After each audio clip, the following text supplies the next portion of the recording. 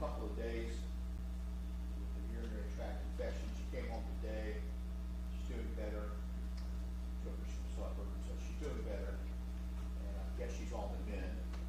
Steve Dalton is also sick, homesick with a cold tonight. Been struggling with that for 2 or 3 weeks now, off and on. So, and there may be others that I can't, other announcements I can't think of at the moment. What's that? Christy? Steve Curtis. Oh, I'm sorry. Steve Curtis is sick tonight. We're going to be traveling tomorrow. We're leaving. I don't think. You're traveling tomorrow? Yes. Okay. Will you be gone through Sunday? That's what I was getting ready to say. I don't think we'll be back by Sunday, but more than likely not. Okay. So, last minute thing came up, so we're going to be in early tomorrow morning. Okay. Take that. You didn't get advance permission? Nothing. All right, anyway, Curtis's will be gone tomorrow through Sunday. He didn't hear what he was saying. I don't know why I would think nobody can hear what you're saying, Steve. Everybody heard you fine except me.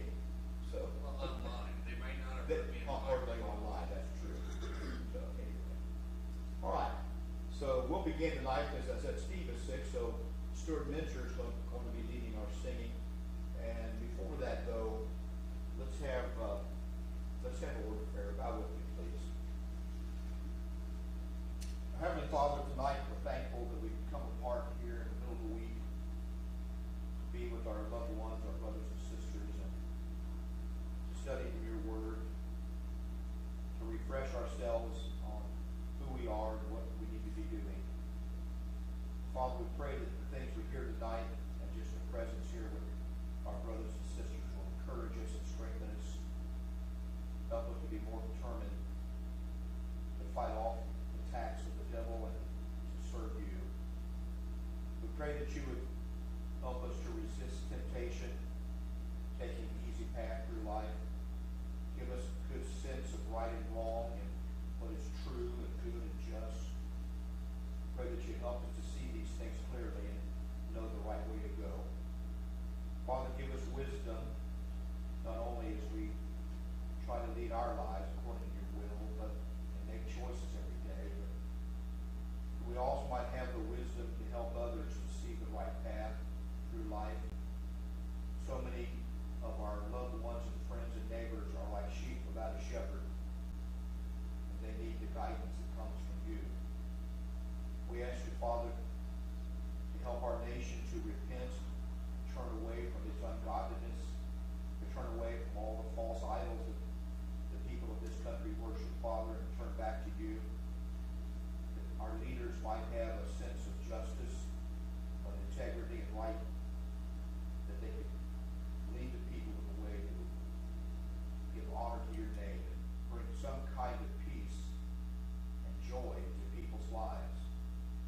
We ask you, Father, to bless these children and young people here tonight from the life of service to you. Give them wisdom and strength as they grow. In Christ's name we pray. Amen.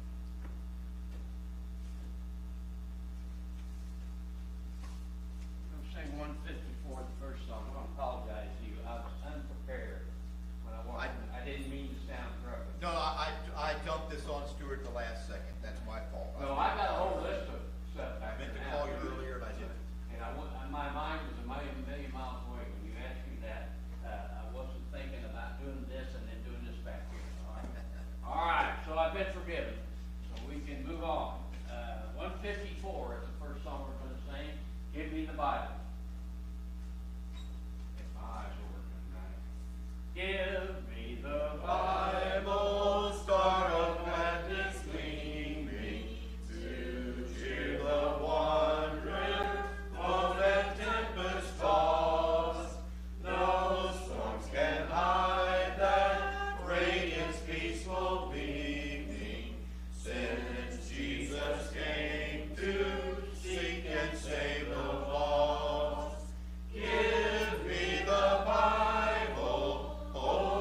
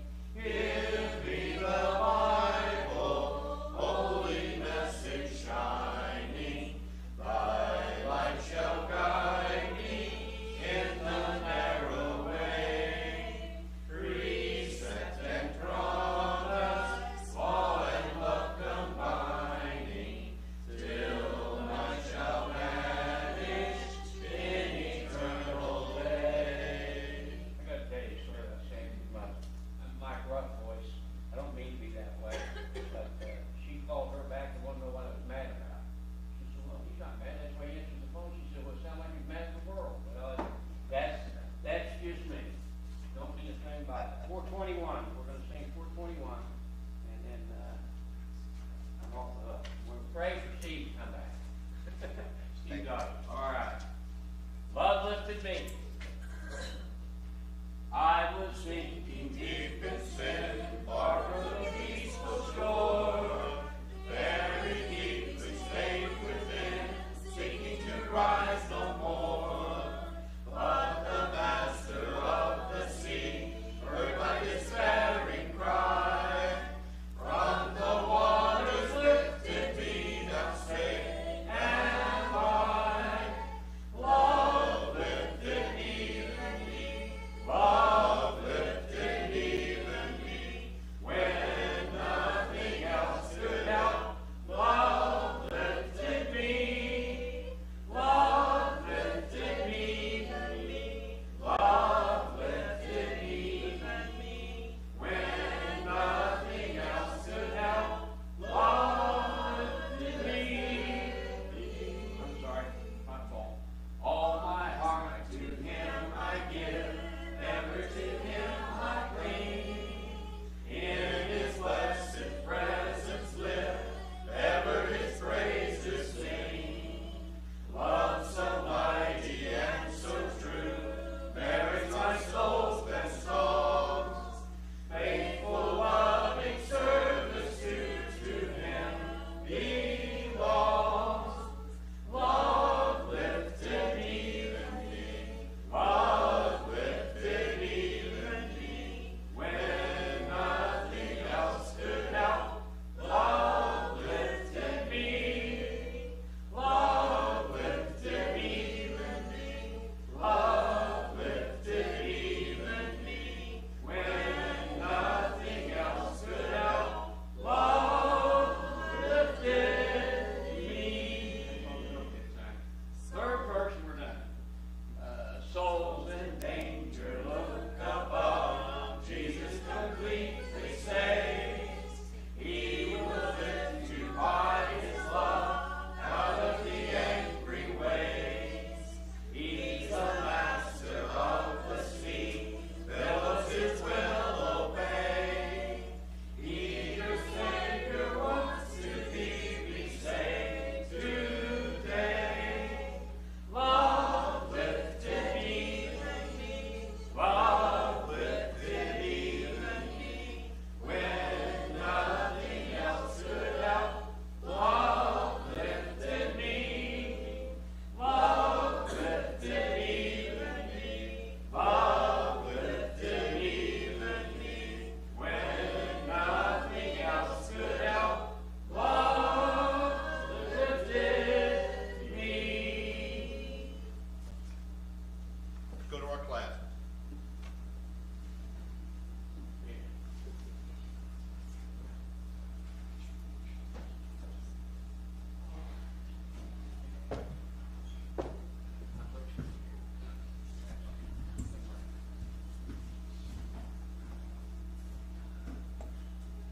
Looks like I forgot about things and it all went to sleep.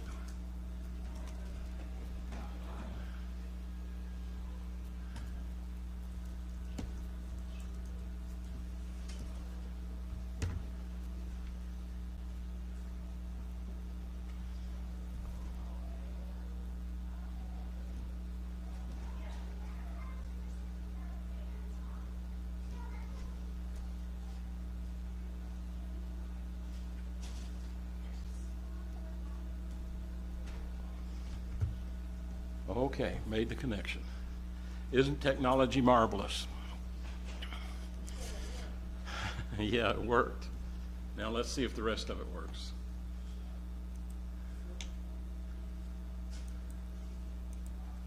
Try that. Does that look good? We've been gone from the other lesson a couple of weeks, and I've been fighting nausea and fatigue and lack of sleep due to allergies, so forgive me if I'm a little bit slow tonight. But I decided not to start over again and bore you with starting over to try to get that other class. So I noticed something about one of the Psalms while I was researching the one that we had studied before. And so just to stay informed, mentioned this, Isaiah 28, 9 and 10, We gather precept upon precept and line upon line, here a little, there a little. We keep looking around the scriptures, we're going to find the ideas that God meant for us to have. But in Psalm 36, which is another prayer of David, he gives an unusual reference to pride. And it struck me as different, and so I started looking at it a little bit further, and some of the things about pride that I haven't looked at or thought about came out of this. So if you'll bear with me, we'll take a look at this. We had been studying the forms of prayer as part of this, and this is another prayer of David that we're looking at in terms of adoration, contrition, thanksgiving, supplication. We've talked about all of those, and I'm not going to go over them again, other than this citing of pride basically as part of a supplication that's in one of the prayers of David in Psalm 36. He starts out in verse 5, just to give you the context of it. Our mercy, O Lord, is in the heavens. Your faithfulness reaches to the clouds. Your righteousness is like the great mountains. Your judgments are a great deep. O Lord, you preserve man and beast. How precious is your loving kindness, O God. Therefore the children of men put their trust under the shadow of your wings. They are abundantly satisfied with the fullness of your house, and you give them drink from the river of your pleasures. For with you is the fountain of life. In your light we see. Now we could probably spend a whole class on just a few lines that are in that, but I just wanted to get the idea that in the context of this, David seems to be talking about the fact that God's characteristics preserve man and beast. He is the one that, through his loving kindness, basically protects us, gives us life, and all the things that we have that are blessings. And David praises this in his prayer. As we look through this, and I had thought of another place where this idea of, therefore the children of men put their trust under the shadow of your wings. What does that mean to you? Does anybody think about that? Is there another passage where that idea of being under the wings of God? What?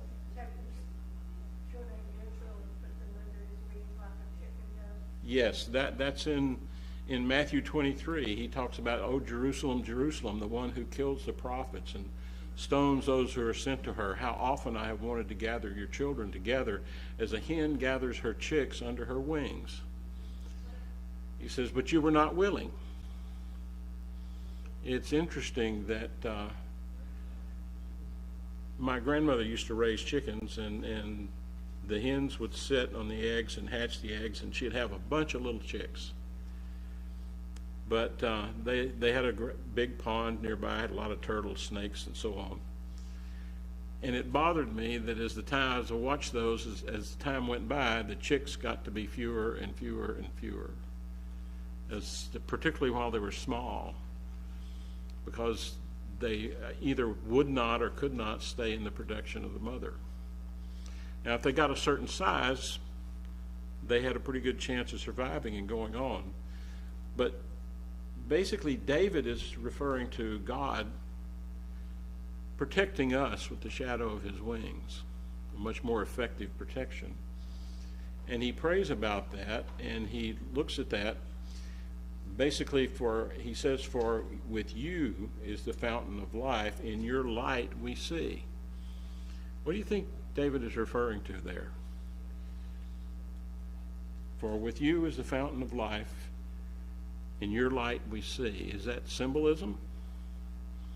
I mean, basically, you could take that literally, I guess. What's that? Christ is the light. In what way? What is the light that comes from Christ, you think? You're a lamp unto my feet, God says, or David says. The Word, basically. It's a fountain. It's spoken of as a fountain in Zechariah.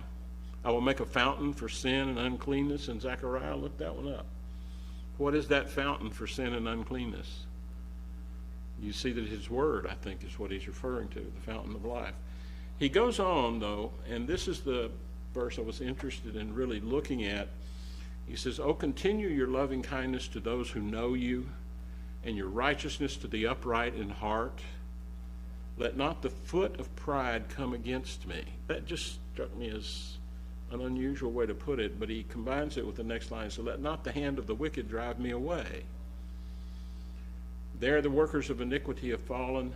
They have been cast down and are not able to rise." What do you think he means by "let not the foot of pride come against me, and let not the hand of the wicked drive me away"? Think about that. I thought that was an unusual way to put it. Is he referring to people who are prideful and wicked? Could be. It says the foot and the hand give you an idea of a person that is prideful and wicked, and he doesn't want those to come against him. Or is it his own pride? This one says, "Let not the foot of arrogance come upon me." Say that a little bit louder. Let not the foot of arrogance come upon me, nor the hand of the wicked drive me away. The foot of, they use a different word? The foot of arrogance. The foot of arrogance, drive okay. me away. Yeah, we're going to, yeah, like it's his. That's kind of the idea I was getting from it too. And we're going to see as I go through this what are the things that are related to pride? You just said one word that's related to pride. Arrogance. Oh, arrogance. Me? Yeah. If it wasn't for myself, I wouldn't have pride. I mean, we think we're so smart. We think we're so good. We're so in ourselves. Yeah, but let me ask you a question. Don't you need a little bit of pride or self-confidence to be able to function? Yeah. I haven't read about any good pride in the Bible yet. Well, I had one that I was going to talk about tonight, but decided not to because I was uncertain about it. And it has 3 or 4 different translations, and you could take it either way. But for the most part, I think you're probably right. He talks about pride, but what are the other words that are used that goes along with pride? One of them Karen just mentioned in that translation, arrogance. What other thing comes up when we think about pride in Scripture? How about boasting? Overconfidence? Well, arrogance and overconfidence. What do we really call that in English? Here's the way that word is defined that's given for pride there in Psalm 36:11. It says arrogance or majesty. It says the King James translates it excellency, haughtiness, highness, pride, proudly, swelling. All those words are words that the King James uses for that word in the context of the verse. It's derived from this other word, to mount up, and I think that kind of gives some of the idea that we'll see. I'm going to quote a passage in a minute from the New Testament. This mounting up or rising up kind of has the same idea with it.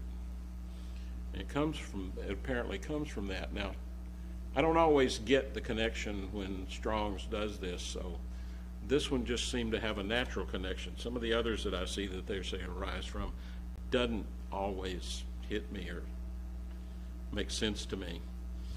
In the English idea of pride, this is why I ask you a question. Do you need some pride or self-confidence to function?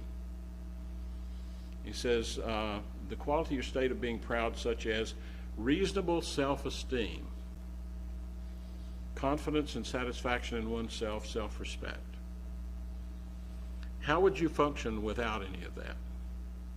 Could you actually perform your job without some reasonable idea that you can do this? Is that? What happens if you don't have to treat other people, but you don't have self-respect for yourself? You treat other people the way you want to be treated, and you have to have some self-respect. Okay, You but don't have to do that. okay, but where does the line get drawn? Where do you go too far with that? When it becomes pride. Well, this is pride. defined as reasonable self-esteem. We don't emphasize that in the English. I think the Bible does emphasize an excess of pride. But I don't think the Bible ever uses the word pride in a positive sense, if I can recall. We do it all the time in common Yeah. everyday English. But the Bible doesn't use the words in a positive sense that I can see. We'll say, well, Well, like I said- my kids graduated high school. That's not the same as arrogance necessarily. it can become that. Well, it could necessarily, Yeah. that's what I mean, but it doesn't necessarily mean that and say, I'm proud of my kids for graduating high school. But the Bible doesn't use the word proud that way, that I know of. It could, I could be wrong about that. I can't seem to. Well, like I said, I found one that I think you could take that way, but I wasn't certain about it because there were 3 or 4 different translations that didn't give you that feeling. And that's why most of them, Basically, what we graduate down to is an exaggerated self-esteem or conceit, or a behavior. Now, here's the point: or a behavior that reflects that attitude, and that's why I brought in the word boasting. When you run across boasting, not as over the line, but basically it involves this.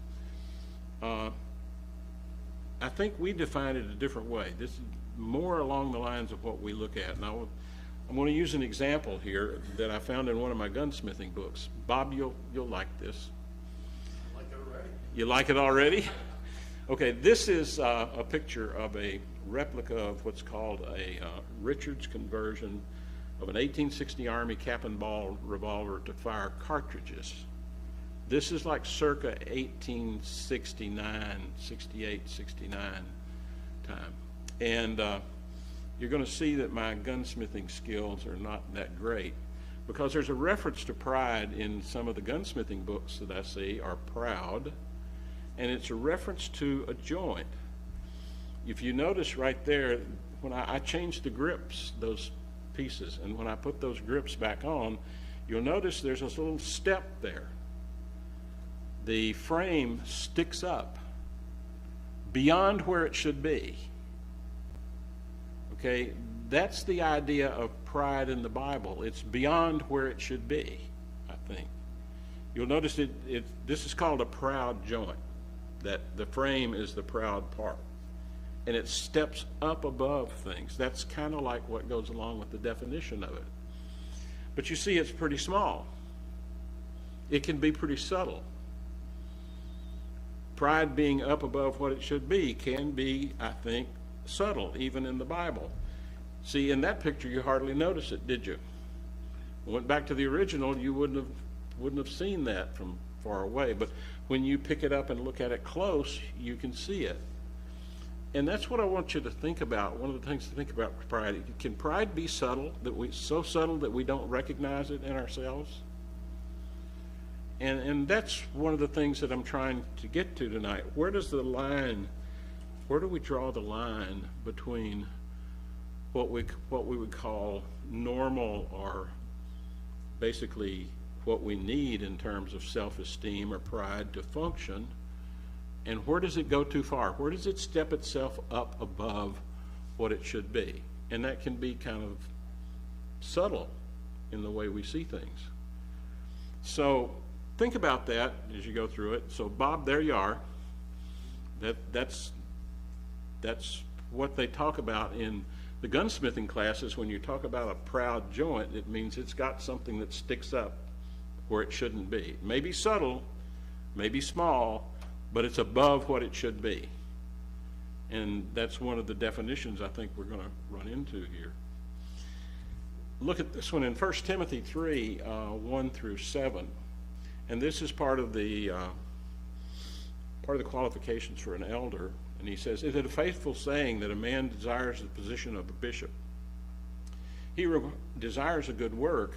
A bishop then must be blameless, the husband of one wife, temperate, sober-minded, of good behavior, hospitable, able to teach, not given to wine, not violent, not greedy for money, but gentle, not quarrelsome, not covetous, one who rules his own house well, having his children in submission and with all reverence.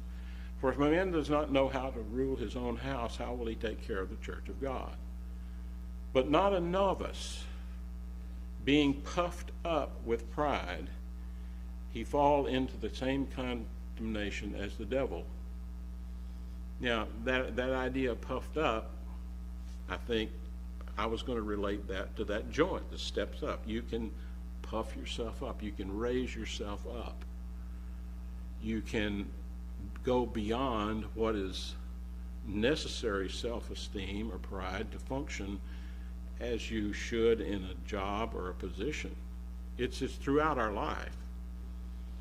And you got to go behind it. And yet in subtle ways, sometimes I think that we don't even realize. All I'm trying to do with this lesson is point out that can happen. We can go further than we should. Now I had a whole bunch of lesson or passages on pride, not to be proud, and I decided I'll let you go look those up. But there's a bunch of them. They're in the Psalms, they're in the Proverbs, they're in the basically they're in the prophets, warning against pride. But what is pride? Have you ever thought, if you want to know what pride is, what's the opposite of pride? If I were to say, what's the opposite of pride, what would you tell me? Humility, wouldn't you? Somebody I think said humble. I think that's right. What does it mean to be humble? What is the definition of humble? Void of pride. What's that? Void of pride. Yeah, a lack of pride. Okay, but can you have a certain amount of self-confidence that you can function in a position and still be humble? How do you balance the two? Pride is when you say, who's the greatest and why am I? Yeah, maybe more than that. I agree that that's what it says, but basically, maybe something a little bit different. In this verse, pride is given as to inflate with self-conceit. And it's related to a word that's to envelop with smoke or to cover up. It's translated in the King James Version, high-minded, to be lifted up with pride, to be proud, headstrong. It's translated headstrong in the New King James in that particular verse. And when we look at it, it puts being proud or self-esteem or conceit kind of right up at the front. Probably what the Bible does with most of its sightings of pride. The delight or elation arising from some act, possession, or relationship, parental pride, proud or disdainful behavior or treatment. Notice how these are related to behavior too. We can see pride. We can see someone that's prideful if we watch for the behavior or listen for what's said. It says proud or disdainful behavior or treatment, ostentatious display. What other word that we already mentioned that kind of reminds you of those two definitions? Do people boast about the things they've done? Are we careful about that? This is a lesson that made me stop and think that maybe I didn't really understand exactly how subtle pride can be. It says down in verse 5, a company of lions is a pride of lions. You've probably heard of that. I found another source that says a company of dancers is a pride of dancers. Did you ever hear that one? It's odd. A showy or impressive group. I think hubris is what the Bible more refers to when it's talking about pride. That's an exaggerated pride or self-confidence. And that's probably the English word that we use in our modern life, at least I think, you may disagree, that basically the Bible is pointing to. It says hubris comes from the ancient Greece, and I think they had it right. He says the ancient Greeks who considered hubris a dangerous character flaw capable of provoking the wrath of the gods. I think they got that right. I think hubris is a dangerous character flaw that can provoke the wrath of Jehovah. He says, typically overconfidence led the hero in their Greek tragedies. Typically overconfidence led the hero to attempt to overstep the boundaries of human limitations and assume a godlike status. What was Satan trying to convince Eve of in the garden? It was okay to You can be like God, right? That's hubris right there. You can be like God. You can be over all these things. You can be smarter than you are. You can be smarter than everybody else. and it did cause them to take on part of the characteristics of God. Okay? But I think the Greeks kind of got this right. And hubris is probably the English word we use more often should use more often to refer to this. In 2 Timothy 3:15, he says, know this, that in the last days perilous times will come. For men will be lovers of themselves, lovers of money, boasters, proud, blasphemers, disobedient to parents, unthankful, unholy, unloving, unforgiving, slanderers, without self-control, brutal, despisers of good, traitors, headstrong. Okay. It puts pride in there with all the rest of the bad stuff. Well, look at the words that are used. Boasters, that's up there in verse 2. Proud. In verse 3, in verse 4, you've got headstrong, you've got haughty. What do you think of when you think of haughty?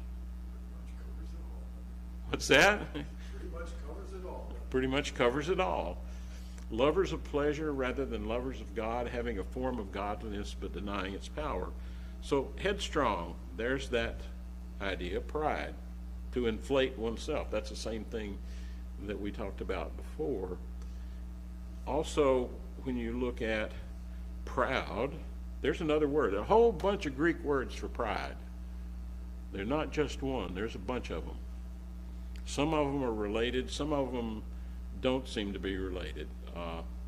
This one, proud, is appearing above others. What about that proud joint?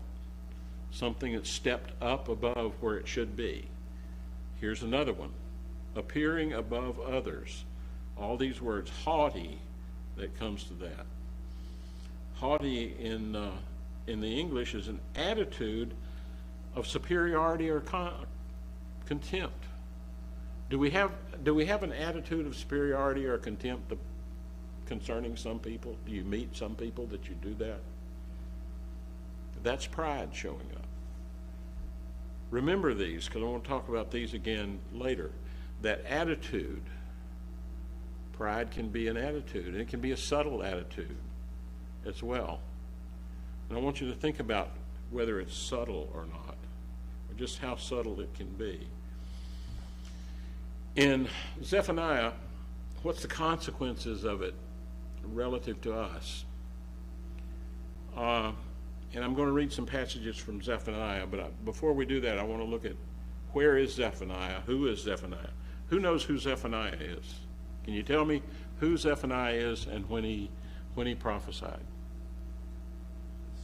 I've heard of it, but that's all. You've heard of him. Yeah. Where is he in the Old Testament?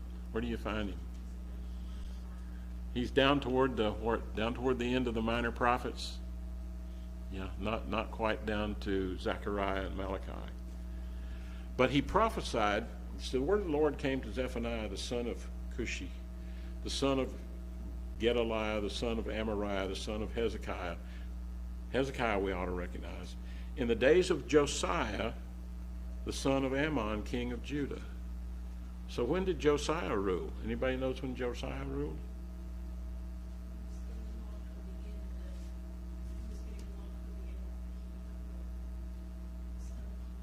Yeah, you got it. Keep going. You're there.